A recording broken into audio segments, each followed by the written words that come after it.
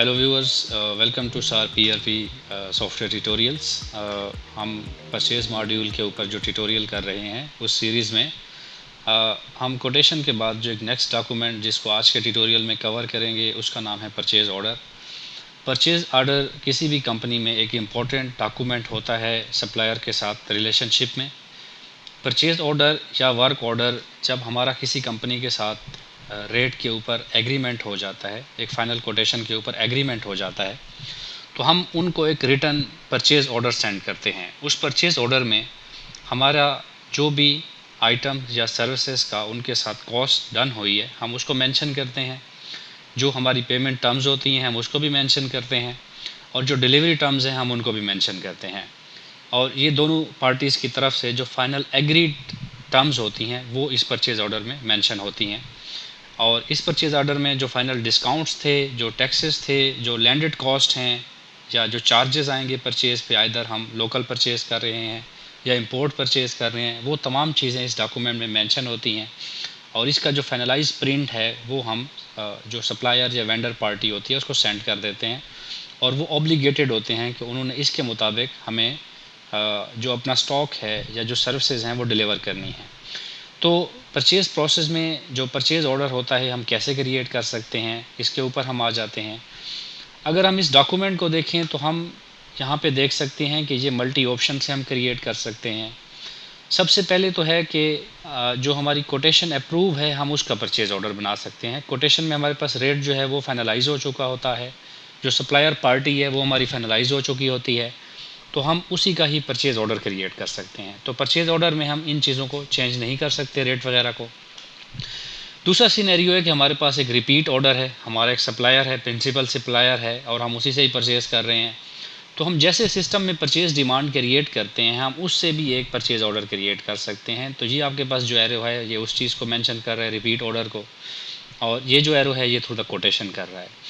और बाज़-औक़ात ये भी मैं पॉसिबल है कि अगर आप सिस्टम में राइट्स देते हैं यूज़र को, और जो लोकल परचेज़ है या साइट परचेज़ है उसके लिए वो डायरेक्ट सिस्टम में परचेज़ ऑर्डर क्रिएट करना चाहते हैं, या जैसे स्मॉल फर्म्स में इस प्रोसेस फ्लो को कवर करने की बजाय आप इस स्टैंडर्ड को स्किप करके सिस्टम में जस्ट परचेज़ ऑर्डर को ही क्रिएट कर लेते हैं। तो जो परचेज़ ऑर्डर है ये हमारा एक मेन रिफाइंड डॉक्यूमेंट है जिसमें हम ये देख सकते हैं कि हमने किस किस पार्टी को किस किस स्टॉक और रेट का ऑर्डर किया था, और उन्होंने उसके अगेंस्ट कब कब डिलीवरीज दी हैं, और उनकी जो परचेज़ ऑर्डर था उसकी कंप्लीशन का क्या स्टेटस है। और लेटर ऑन हम इस पूरे प्रोसेस की एक ट्रेल भी देख सकते हैं कि डिमांड से लेके पेमेंट तक वो डॉक्यूमेंट किस किस डेट को हमें रिसीव हुए हैं, हमने कब पेमेंट की है, हमें कब डिलीवरी हुई है, सप्लायर की इनवाइस कब आई है, या वो कहाँ पे स्टक करता है, सप्लायर ने पार्शियल डिलीवरी की है अभी पार्शियल उसकी रहती है। तो ये जो तमाम रिक्वायरमेंट्स हैं ये बेसिकली परचेज़ ऑर्डर के अगेंस्ट रिफ्लेक्ट करती हैं। तो हम इस डॉक्यूमेंट के ऊपर सिस्टम में चलते हैं। तो हमारे पास परचेज़ मॉड्यूल में यहाँ पे जो कोटेशन है उसकी अप्रूवल्स के बाद जो नेक्स्ट डॉक्यूमेंट है वो परचेज़ ऑर्डर है, हम इसके ऊपर क्लिक कर लेते हैं। और अगर हम इस पर क्लिक करेंगे तो जो प्रीवियस डेटा है, जो परचेज़ ऑर्डर्स हमने सिस्टम में बना लिए हैं वो हमारे पास यहाँ पे शो हो रहे होंगे किन किन पार्टीज़ को हमने दिए थे, और यहाँ पे हम उनका स्टेटस भी देख सकते हैं, यहाँ पे हम उनको एडिट या व्यू भी कर सकते हैं। और यहाँ पे जो फ़िल्टर्स हैं हम इनकी बेस पे अगर ज़्यादा डेटा है तो हम उसको भी रिफ़ाइन कर सकते हैं कि जैसे हमने एसेट स्लरी सपोज़ करें कितने परचेज़ ऑर्डर के अगेंस्ट परचेज़ की है, तो हमें वो बता रहा है कि एसेट स्लरी का अभी तक आपने एक ही परचेज़ ऑर्डर जैन सप्लाईज़ को सेंड किया था इस डेट को, उसकी कितनी क्वांटिटी वगैरह थी वो जब हम इसके ऊपर क्लिक करेंगे तो हमें यहाँ पे आइटम्स में वो भी शो हो जाएगी। तो एसेट स्लरी का 100 क्वांटिटी हमने जैन सप्लाईज़ को एक ऑर्डर भेजा था इस डेट को। अब इस डॉक्यूमेंट को न्यूली क्रिएट करने के लिए हम यहाँ पे न्यू के बटन पे आएंगे, और ये हमारे पास एक परचेज़ ऑर्डर का इंटरफेस ओपन हो गया है। इस इंटरफेस को समझने के लिए हम यहाँ से स्टार्ट कर लेते हैं कि जो ऑर्डर नंबर है ये एक सिस्टम का जनरेटेड कोड होता है, एक नंबर होता है, आप इसको एडिट नहीं कर सकते हैं। अगर 4 नंबर पहले हो चुका है ऑर्डर तो जो नेक्स्ट है वो भी 5 होगा। और यहाँ पे ऑर्डर डेट है कि जिस दिन में हम ये ऑर्डर क्रिएट कर रहे हैं सप्लायर को सेंड करने के लिए, और यहाँ पे रिक्वायर्ड डेट है कि ये मटेरियल हमें कब तक चाहिए। अगर हमने इसको कोटेशन से सेलेक्ट किया है तो इसकी जो रिक्वायरमेंट डेट एमआर से थी या परचेज रिक्वेस्ट से वो ऑटो आ जाएगी। यहाँ पे ऑर्डर का कोई रेफरेंस नंबर है तो हम उसको भी मेंशन कर लेते हैं। और ये ऑर्डर किस पार्टी को हम सेंड कर रहे हैं सबसे पहले हम सप्लायर सेलेक्ट कर लेंगे। जब हम सप्लायर सेलेक्ट करेंगे तो हम अगर यहाँ पे आइटम सेलेक्ट कर लें तो इसको हम कहेंगे ये एक डायरेक्ट परचेज़ ऑर्डर है कि हमने पार्टी सेलेक्ट कर लिया, उसको रेट दे दिए। अगर यूज़र के पास राइट्स हैं तो वो डायरेक्ट परचेज़ ऑर्डर क्रिएट कर लेता है। दूसरे सिनेरियो में हम अल हरमैन ट्रेडिंग, ये जो सप्लायर है इसको हमने सेलेक्ट किया और यहाँ पे आपके पास लिंक डॉक्यूमेंट्स हैं, और लिंक डॉक्यूमेंट्स में जब हम क्लिक करते हैं तो हमारे पास एक न्यू टैब ओपन हुआ जिसमें हमारे पास रेडियो बटन्स दो हैं। पहला जो है वो अप्रूव्ड RFQs हैं, कि जिस वेंडर की हमारे पास अप्रूव्ड कोटेशन है और रेट भी अप्रूव्ड है, हम उसका परचेज़ ऑर्डर बनाते हैं, जो हमारे साथ का स्टैंडर्ड प्रोसेस है जो हम यहाँ पे देख रहे हैं।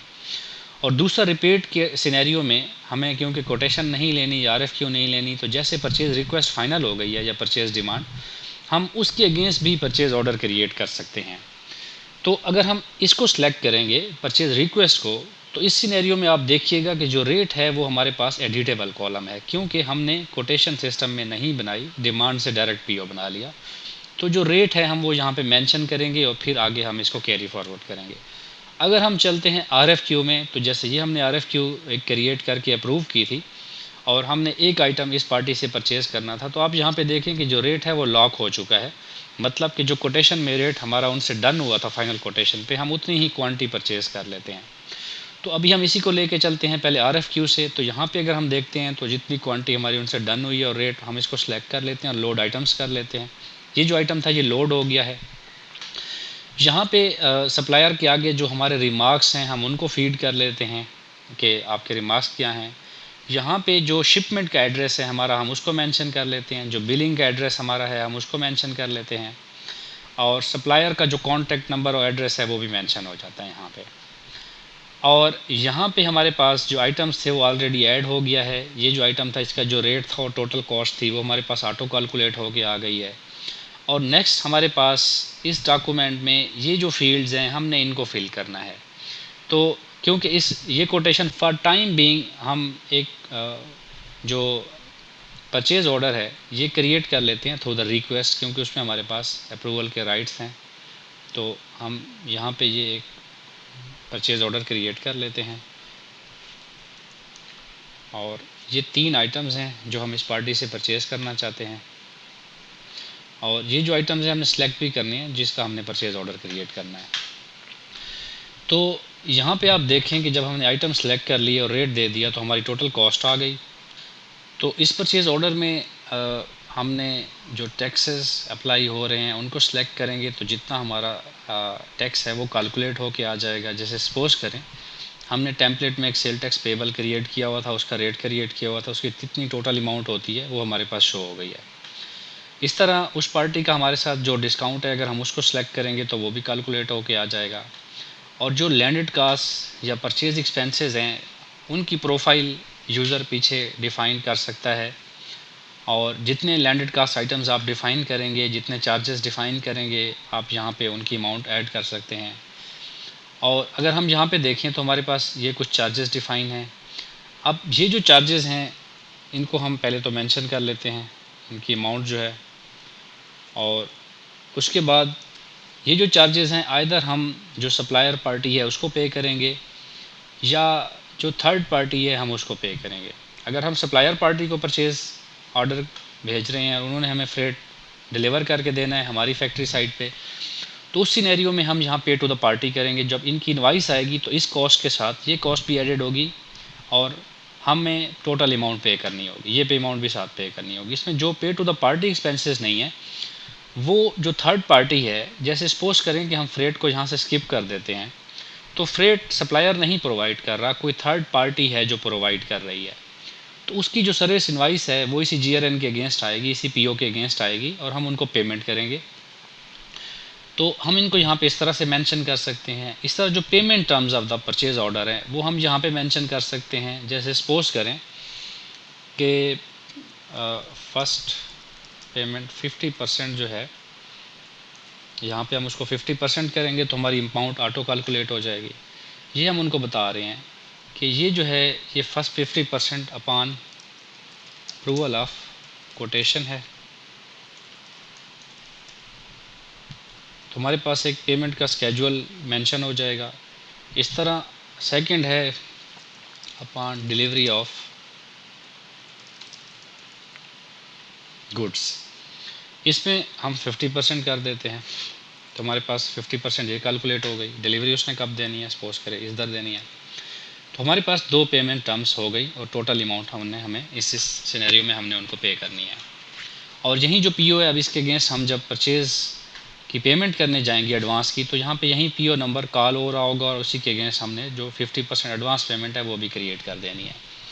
इस तरह इस परचेज़ ऑर्डर में जो टर्म्स एंड कंडीशन है हम उनको भी मेंशन कर सकते हैं। जैसे सपोज करें ये एक एडिटर विंडो है और यहाँ पे हम लिखते हैं कि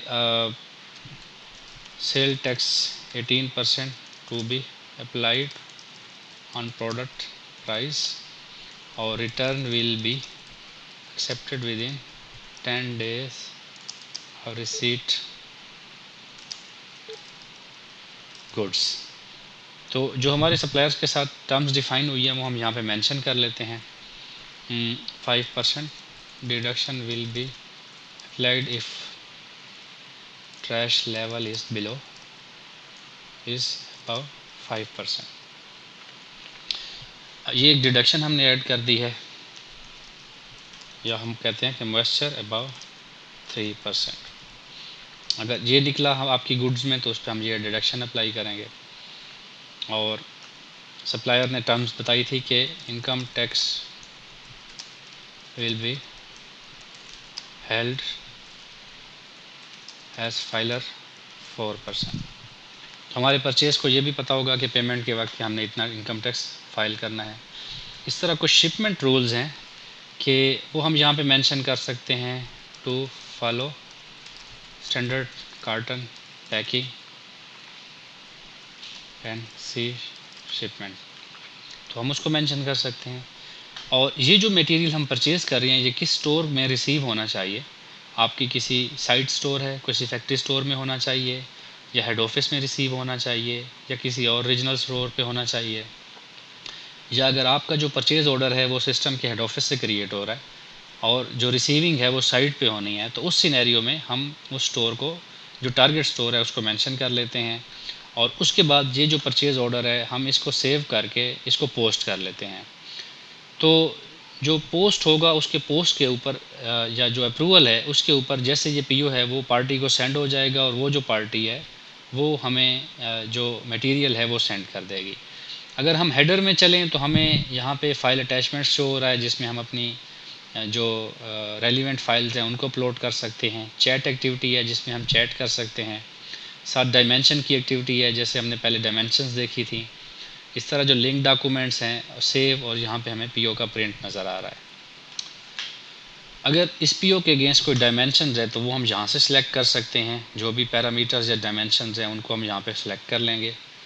और ये जो परचेज़ ऑर्डर है अगर हमने इसको अप्रूवल पे भेजना है तो इधर हम इसकी पोस्टिंग करेंगे या इसको वर्क फ्लो पे सेंड करेंगे। तो जो वर्क फ्लो अथॉरिटी है उनके डैशबोर्ड पे जाएगा और वो इसकी अप्रूवल करेंगे। और यहाँ पे जो परचेज़ ऑर्डर है अगर हम इसका एक हार्ड कापी मेंटेन करना चाहते हैं तो इसका एक प्रिंट सिस्टम में व्यू हो जाएगा। हम उसको भी पीडीएफ में सेव करके या उसका प्रिंट करके आगे कंपनी को सेंड कर सकते हैं। तो ये जो हमने परचेज़ ऑर्डर अभी फ़िल किया है, जो लोडिंग की टर्म्स थी, जो रिटर्न की टर्म्स थी, जो कास्ट बनती थी, जो पेमेंट्स का स्केड्यूल था, वो तमाम चीज़ें आपको यहाँ पे शो हो रही हैं।